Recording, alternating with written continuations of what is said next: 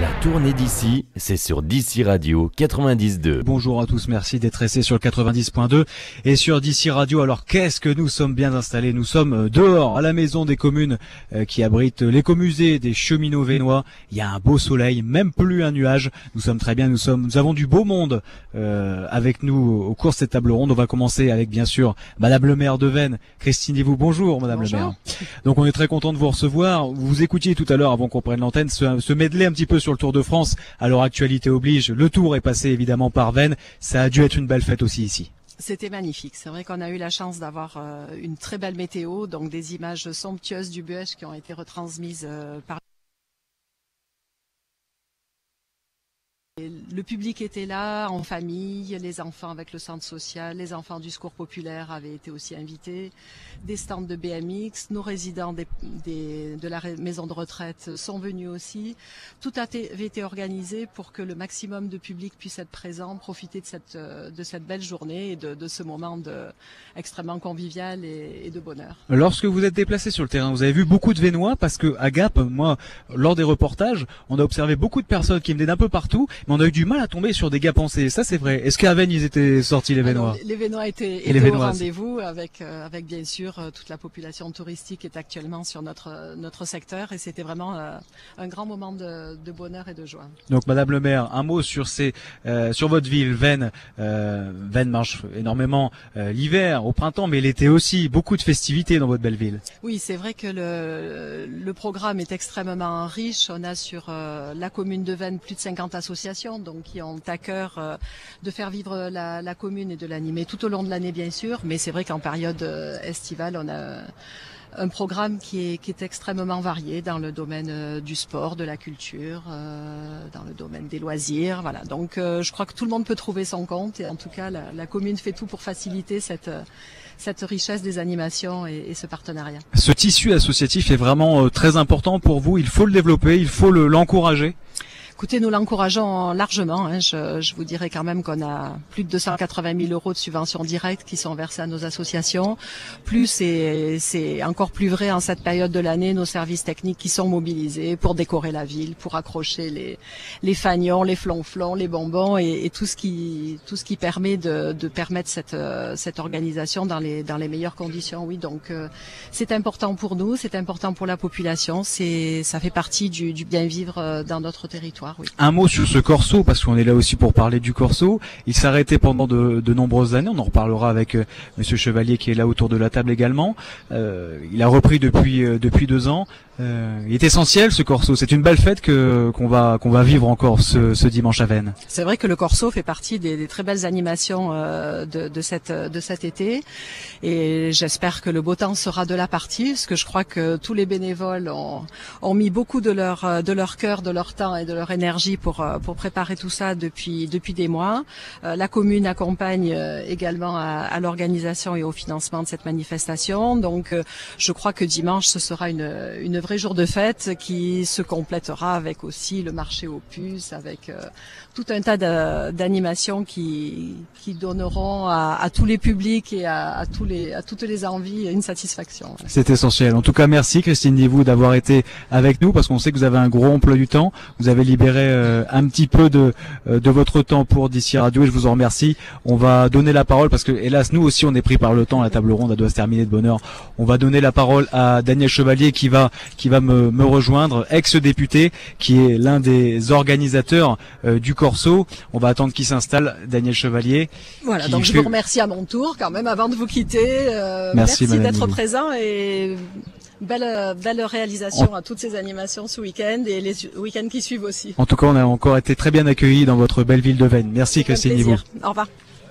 Alors Daniel Chevalier, je vais le répéter, vous êtes ex-député, vous êtes bien sûr aussi un Vénois, c'est pour ça aussi que vous êtes sur cette table ronde.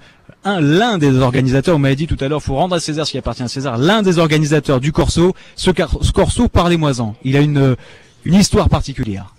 Oui, bien sûr, non, un des organisateurs, parce que j'ai pas la prétention d'être tout seul pour faire revivre le Corso. Depuis, donc, il est né en 1947, et donc d'une idée un peu originale de faire des festivités après la fin de la guerre, donc de lancer des communes libres. Il en est des communes libres. Il y en avait 2 à Gap, celle du commune libre du Révéli et de la Gare. Et à Veynes, il s'est créé une commune libre qui s'est prolongée par un corso qui a duré pendant près de 20 ans. Puis, après, la télévision faisant son œuvre, bien entendu, les festivités n'avaient pas le même environnement et la même ambiance. Tout ça s'est arrêté. Et puis, une équipe d'anciens, comme à laquelle j'appartiens, ont eu l'idée de relancer ça. Et vraiment, la mayonnaise a pris. Et tout de suite, l'enthousiasme s'est retrouvé pour réaliser à nouveau un corso à Veynes. Alors à quoi il faut s'attendre pour ce dimanche? Combien de chars environ? Oh, bah écoutez, ça va être un défilé. Il va y avoir 25 pièces qui vont défiler, Ah oui. 14 chars, 5 musiques, des groupes folkloriques, des groupes de danseurs. Donc ça va être une très très grosse fête. La fête sera très belle. En plus qu'elle sera belle, elle sera gratuite. Et je suis à peu près persuadé, parce que c'est une tradition dans les corsos de Veynes, que le soleil sera de la partie. Donc tout ça fait un cadre, une mise en scène tout à fait intéressante. Et vraiment, j'ai rencontré jeudi dernier sur le marché des touristes qui venaient, qui se demandaient ce que c'était qu'un corso. Donc j'ai expliqué effectivement que c'était la confection de chars avec beaucoup de fleurs, de frisons, de fleurs en papier, de décorum, etc. Eh bien, je pense que les touristes vont être satisfaits et les Veynois de cœur retrouveront un peu, avec pas mal de sympathie, ces festivités d'antan. Daniel Chevalier, c'est vrai que c'est plutôt rare des corsos, parce que moi je viens du Var, pour tout vous dire, on en a beaucoup. À Bormes, au Lavandou, corso du côté de Menton, notamment avec les fruits plus les agrumes, etc. Ici c'est plutôt rare dans les Hautes-Alpes un corso, hein? Oui, tout à fait. Il y avait un corso à Gap, qui malheureusement n'a pas survécu, c'est dommage.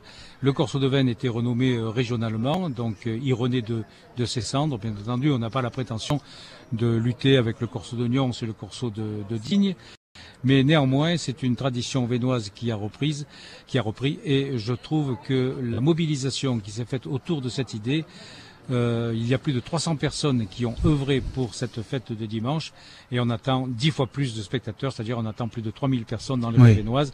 Ça sera une grosse manifestation au Alpine. 3000 personnes, c'est beaucoup. Pour revenir sur la confection et la création de ces chars, on s'imagine que ça ne se fait pas du jour au lendemain. Ça a démarré il y a un petit bout de temps déjà, Daniel Chevalier. Ça fait plus de 6 mois que les constructeurs de chars s'affairent autour des remorques, qu'ils échafaudent les carcasses, qu'ils fabriquent des fleurs, des frisons.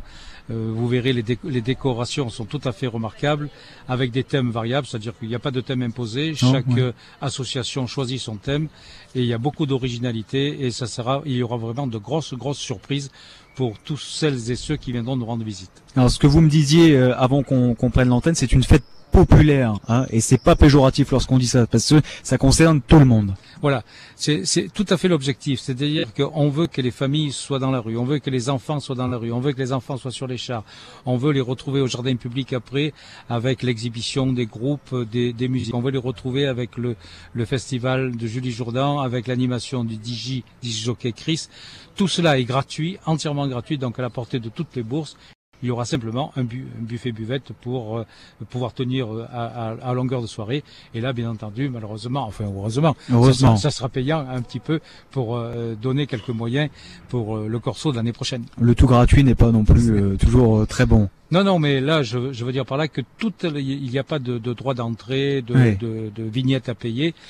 Tout au long du parcours du corso, tout est gratuit, et puis il y aura la buvette et le buffet pour simplement satisfaire les appétits de fin de journée. Dernière question, Daniel Chevalier, avant de passer la parole à Louis Massot du Conseil Général. Donnez-nous les infos pratiques. Ça débute quand? Parce qu'on a dit que c'était dimanche, mais plutôt le matin, l'après-midi. Quand est-ce qu'on doit venir pour avoir de la place, pour admirer ce beau spectacle le corso? Le matin est plus destiné aux enfants, c'est-à-dire à partir de 10h30 sur la place de la République, un petit apéritif dansant avec lâcher de ballons, jeux d'enfants, etc.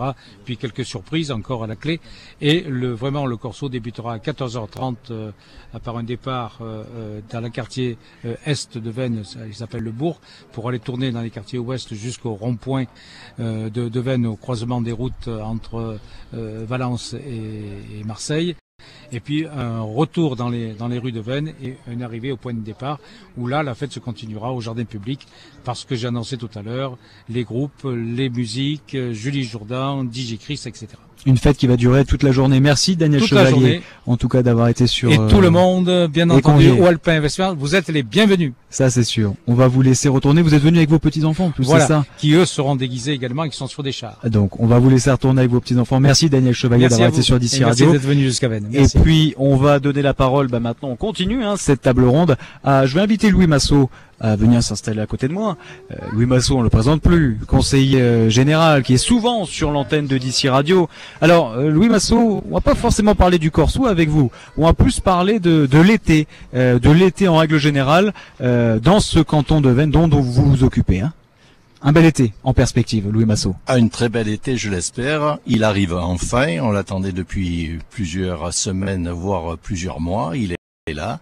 Et avec lui arrive maintenant un contingent de bonnes nouvelles, puisque Veynes et son territoire vont retrouver de la voix, vont connaître une animation festive comme elle existe toujours à cette période de l'année. Bref, je pense qu'il va y avoir beaucoup d'animations sur notre territoire. Les vacanciers commencent à arriver en nombre.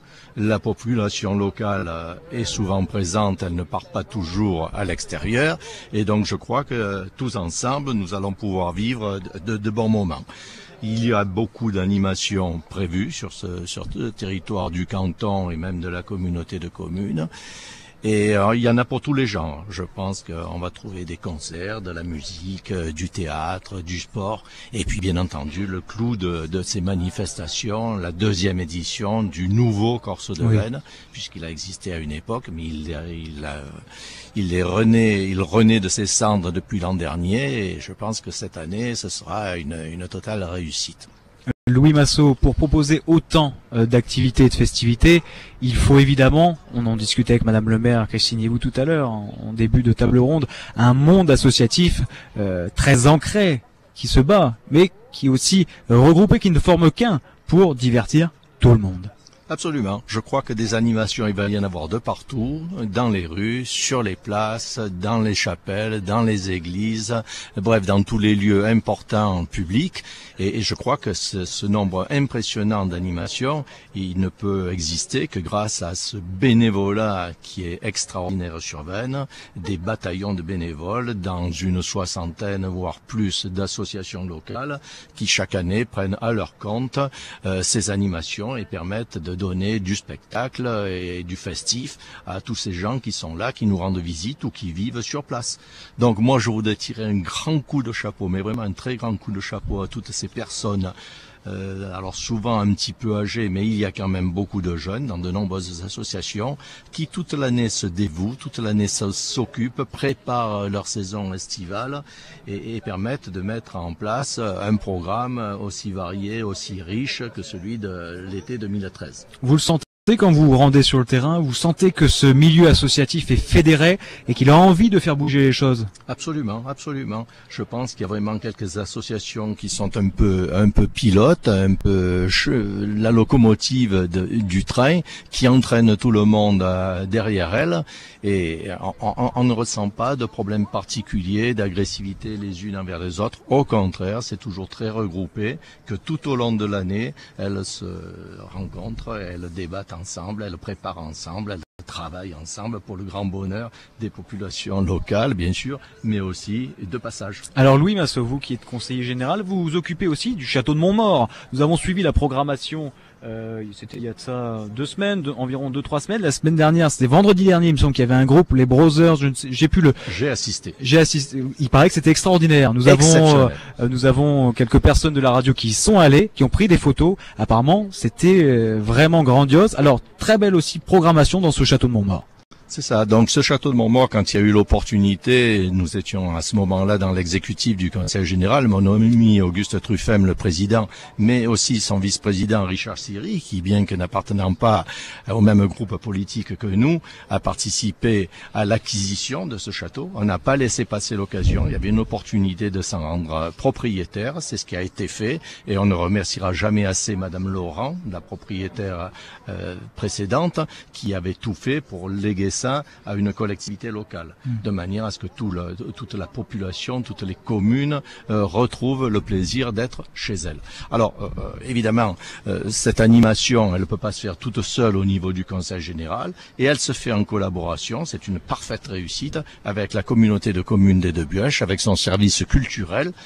Et je pense que les programmes qui sont mis en place d'année en année donnent toute satisfaction. L'an dernier, plusieurs milliers de visiteurs, je crois que c'était 6000, m'a-t-on dit aux dernières nouvelles, et ils pensent bien pulvériser cette année encore ce record. Bref, maintenant c'est un pôle culturel majeur dans le département qui est reconnu, et je crois que les programmes qui sont mis en place plaident en sa faveur pour continuer à se développer et à donner beaucoup de plaisir à tous les gens qui ont l'occasion de s'y rendre. Et puis c'est un très bel endroit, moi je me suis rendu il y a 2 semaines, on s'y sent très bien, c'est magnifique, très très bien entretenu, et je pense qu'il faut faire perdurer ces activités et ces représentations dans ce lieu magnifique. En tout cas, merci Louis Massot d'avoir été sur notre antenne, conseiller général. On vous remercie d'avoir été sur DC Radio, on aura l'occasion de vous redonner la parole, notamment à la rentrée, pour d'autres activités, d'autres actualités. En tout cas, on m'a étendu une belle perche avec la communauté de communes des Deux Buèches, parce que maintenant on va recevoir le président, Michel Mescle. Je vais vous inviter à venir prendre la place de Monsieur Massot. Merci encore Monsieur Massot pour votre invitation.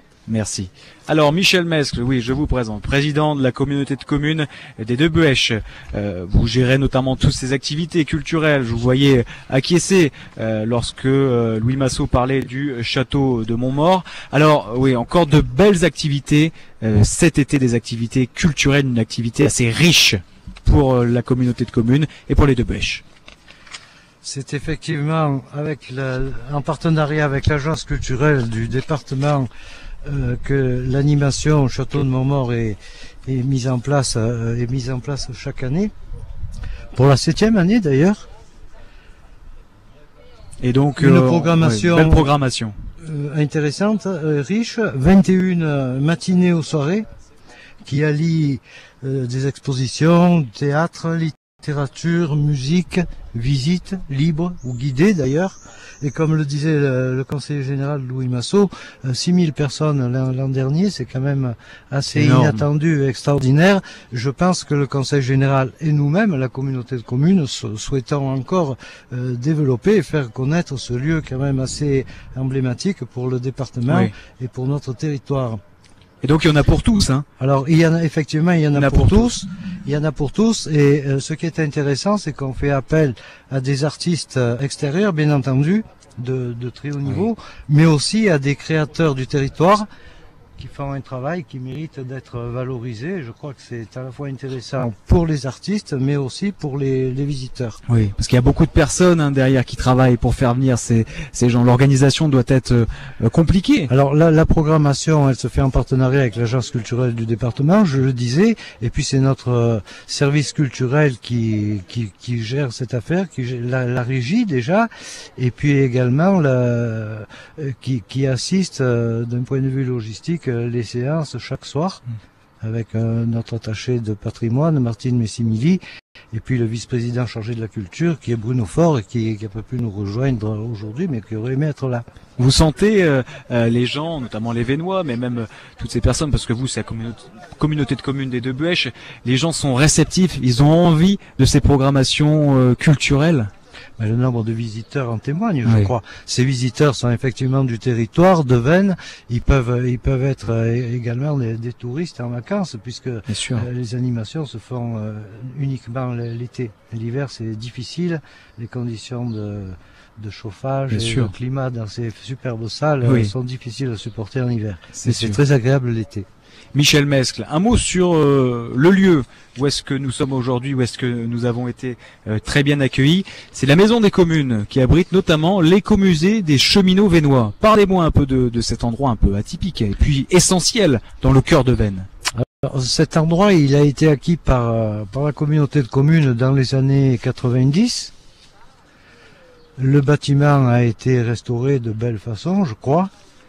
Il abrite aujourd'hui l'écomusée du cheminot vénois avec 250 mètres carrés d'exposition. Les cheminots qui tiennent une place vraiment importante. Alors, l'animation est faite par l'association des cheminots. Et il abrite un certain nombre de reconstitutions, par exemple un ancien guichet de SNCF, ou bien une cabine de conduite, mais en taille réelle. Oui. Donc les cheminots sont là pour expliquer leur vie, pour leur travail, faire revivre cette mémoire cheminote qui a toute son importance à Veynes, puisqu'à l'époque Veynes comptait au moins 700 ou 800 cheminots, c'est-à-dire à peu près 10 fois plus qu'aujourd'hui. Je parle un peu sous le contrôle de Patrick, qui est vice-président de la CC2B, mais cheminot lui-même, donc c'est tout à fait d'actualité.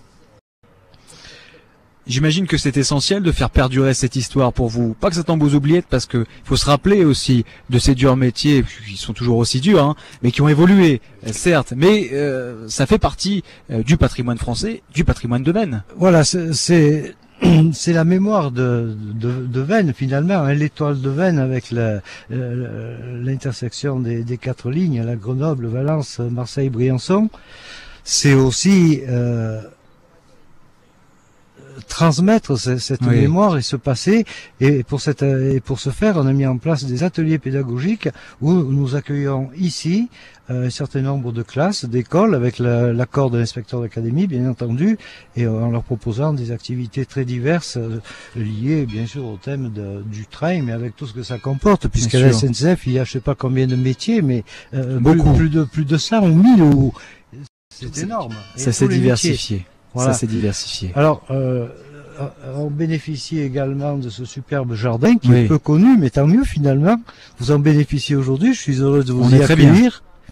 Notre idée, c'est d'aménager également de la muséographie extérieure. Alors, on a un embryon là dans ce coin, mais qui n'est pas satisfaisant pour le moment. Très bien. Michel Mescle, merci d'avoir été sur notre antenne ce midi, sur l'antenne de DC Radio, président de communauté de communes des Deux Buèches. Alors forcément, vous avez encore beaucoup d'activités, beaucoup d'actualités. Et maintenant, on va donner la parole au monde associatif, parce qu'on en a bien besoin. Mais en tout cas, merci Michel Mescle. Merci à vous et bonne journée. On va accueillir Roland Costa, il est trésorier de l'association des Amis de l'Orgue, de Veynes. Hein. Il m'a bien dit de le mentionner, parce que déjà je vois qu'il me fait les gros yeux, je le regarde pas trop, mais je sais qu'il me fait les gros yeux. C'est important de le mentionner, Monsieur Costa, ça. De l'Orgue de Veynes. Parlez-moi de cette association. Eh bien, c'est une association qui a une 30aine d'années et qui est propriétaire de l'instrument qui est installé dans l'église, et donc qui a la charge de l'entretien et de la restauration qui doit se faire dans les années qui viennent. Donc toute notre activité est centrée sur ce travail qui est projeté. Il faut amasser un peu d'argent pour pouvoir demander après des aides pour sauver ce patrimoine. Donc beau programme pour vous, en l'occurrence 2 bicentenaires, avec l'un qui débute la semaine prochaine. Parlez-moi. Cette semaine, ce soir. La conférence est ce soir. Alors toutes les années, depuis l'année dernière, nous fêtons un grand événement national, voire international. L'année dernière c'était Massenet, cette année c'est Wagner et Verdi. Alors Wagner, pour commencer, c'est ce soir, il y a une conférence à la salle des mariages de Veynes. Elle est gratuite avec accompagnement musical et projection de diapositives. Il y aura un accueil jeudi prochain de Vincent Borel. Alors, il est bien connu dans les Hautes-Alpes. Journaliste, en l'occurrence. Un confrère. Voilà, un de vos confrères à France Musique. Et il nous fait la gentillesse de venir. Il rencontrera ses lecteurs. Il signera son livre. Puis nous aurons un débat, toujours dans la salle des mariages. Et puis le soir, il y aura le concert Liszt Wagner avec du piano à 4 mains. Ce sera une première à Veynes. Et de l'orgue, où on jouera du Liszt et du Wagner. Bon, si on a un peu le temps, on enverra une équipe d'ici Radio, parce que à écouter c'est sympa, mais alors à filmer, ça doit être extraordinaire. On doit bien s'amuser au niveau des plans. En tout cas, c'est sûr. Roland Costa, vous savez qu'on est pris par le temps, je vous l'ai dit tout à l'heure. On va laisser la parole à la personne d'après. Merci d'avoir été sur notre antenne ce midi, sur l'antenne de DC Radio, et puis bon courage pour ces 2 bicentenaires, parce que ça doit être du travail. C'est beaucoup de travail et je vous remercie. On imagine bien, c'est beaucoup de travail. Jean-Paul Chastel, qui est à l'Office municipal des sports, c'est ça, hein, Jean-Paul? Bonjour, oui, c'est ça. Donc on est bien content de vous recevoir. Le sport, une activité principale à Veynes? Alors si l'on en juge par les chiffres, je veux bien le croire, puisque 29 clubs sportifs sont affiliés à l'Office municipal des sports, dont 5 scolaires, pour à peu près 2100 licenciés. Donc sur une population de 3300 habitants, je pense que oui, le sport occupe un domaine important de la vie vénoise. Donc quels sont les sports de prédilection un peu à Veynes? Parce que du côté de Gap, nous on n'est pas loin, on est à Chorges, bien sûr, c'est le hockey. Vous savez que la ville a été élue ville la plus sportive de France, mais en tout cas, Veynes propose aussi de nombreuses activités. Lesquelles? Alors oui, des activités traditionnelles, on retrouve bien évidemment le football, le basket et tous ces sports comme le tennis, etc. Et puis des activités un petit peu moins conventionnelles comme les activités d'arts martiaux ou les activités de pleine nature, parce que le site ici se prête parfaitement à ce type de discipline. Donc vous avez ce dont bénéficie Veynes sont aussi de très belles structures pour pratiquer ces activités. Alors oui, depuis maintenant 4 ans, la mairie a mis en place un programme au niveau des structures sportives et c'est vrai que nos installations évoluent et aujourd'hui on peut dire que par rapport à la localité, chaque sportif a dans les mains un outil de travail qui correspond maintenant à sa pratique sportive. Hormis peut-être le football, mais là-dessus donc un gros projet de terrain synthétique est en passe de voir le jour et nous espérons que ce soit dans un proche avenir. Et donc vous avez d'autres projets, on parle d'un terrain synthétique, mais d'autres choses aussi qui devraient venir bientôt là. Vous avez des idées en tête, j'imagine bien. On a toujours quelques idées en tête, mais il faut que ça suive. Il faut qu'ensuite les finances suivent. Voilà. Mais pour l'instant, ce terrain synthétique serait quand même quelque chose d'exceptionnel pour notre commune. Très bien, Jean-Paul Chastel, merci. Merci à vous. Je vous remercie d'avoir été sur l'antenne de DC Radio et de nous parler un petit peu de sport. Ça fait du bien. On va terminer notre dernier invité, Jean Banal. Là, c'est la culture, les MJC. Voilà. Alors, Jean Banal, Maison des Jeunes de la Culture. Bonjour. Le Corso est également essentiel pour vous. Le Deux Corso, groupes. non seulement est essentiel, mais il est important pour que nous soyons vraiment lisibles auprès de la population. Nous offrons des activités tant culturelles que sportives et des activités de danse. Et pour ce Corso, nous offrirons à nos amis vénois 2 défilés, un défilé africain et un défilé de danseuses orientales. Donc pour nous, c'est simplement être présent dans une ville qui redevient dynamique, qui a besoin de montrer que des choses se réalisent et surtout qui a besoin de faire en sorte que la population soit heureuse de faire la fête. Ça, c'est une bonne chose. Et vous avez de nombreuses activités que vous proposez culturelles et artistiques pour les jeunes. Très bien. Donc pour les enfants, l'éducation artistique est assez importante, mais il y a aussi du yoga, du tai chi. Je dirais que nous laissons à d'autres associations le domaine vraiment sportif. Nous, c'est une éducation populaire de qualité offerte au plus grand nombre qui nous intéresse. Juste un mot pour terminer, Jean Banal, après on va rendre l'antenne, sur l'association Formidable. Parlez-moi-en de cette association, en quelques mots. Tout simplement pour vous dire que cette association fait vivre la culture au niveau du spectacle vivant et même du spectacle de rue. Le mois dernier, il y a une grande manifestation organisée par le Formidable, le CECGT des cheminots, une grande fête de la joie qui mettait en avant la fête de la joie, la fête de la paix et la fête de la musique. Et cette manifestation, rondement menée, a permis aux Vénois de passer un week-end très agréable. Bon, écoutez, Jean Banal, on a hâte de retrouver cette association et puis de vous voir aussi vous occuper des jeunes parce que c'est important, cette jeunesse, notamment du côté de Veynes et aussi partout. Il est temps pour moi, et pour Irénée Rostand qui est au cadre, de rendre l'antenne. On remercie évidemment tous nos invités, on en a eu pas mal ce midi, on aurait pu prendre encore plus de temps pour parler de Veynes et de la communauté de communes notamment et des 2 Bœches. Ludo, je vais vous rendre l'antenne, j'espère que vous viendrez faire un petit coucou du côté du Corso, vous viendrez prendre quelques fleurs. Mais oui, Ludo, Valentin, bien sûr Valentin. On vous attend. C'est gentil. Attend, Ludo, vous êtes prévenu, tout le monde vous attend ici, Ludo. C'est à gentil. Très bientôt. À très bientôt, merci.